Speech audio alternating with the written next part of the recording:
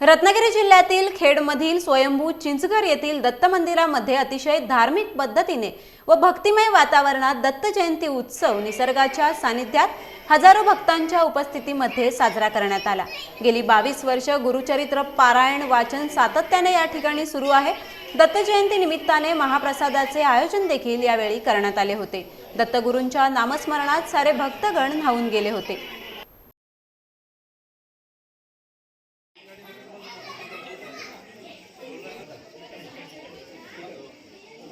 सालाबादाप्रमाणे यावर्षी पण दत्त जयंती साजरी होते। या दत्त जयंतीचे याच्यात 22 वर्ष गुरुचरित्र वाचण्यात येते। हा उपक्रम 22 वर्ष चालू आहे आणि 7 दिवसाचं गुरुचरित्र चालू असते। 7 दिवसाचं गुरुचरित्र झाल्यानंतर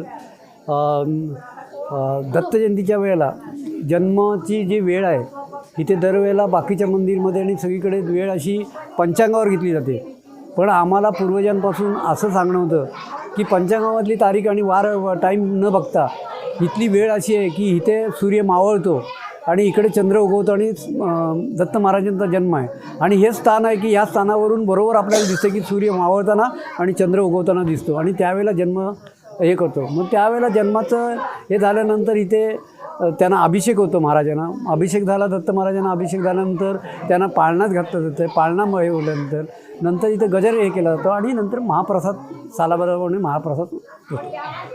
लोक भाविक मोठ्या भक्तीने येतात, मुंबई पुणा सगळीकडून येतात आणि सालाबादाप्रमाणे येतात आणि हे चाललेलं आहे। गेली 40 वर्षे सेवा चालू आहे।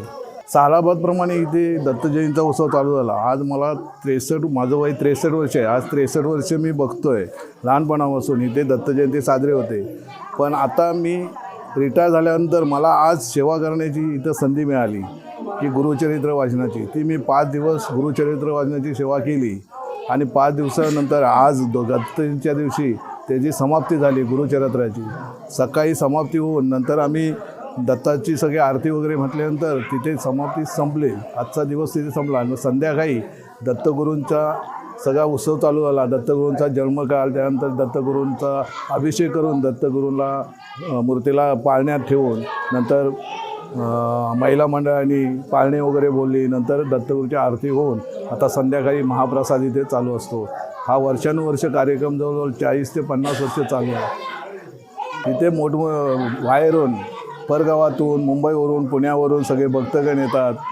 बाजूच्या खेड शहर आहे आमच्या शेजारी, तालुक्यातून लोक येतात आणि इथं दत्त जयंतीला मोठा उत्सव साजरा करतात।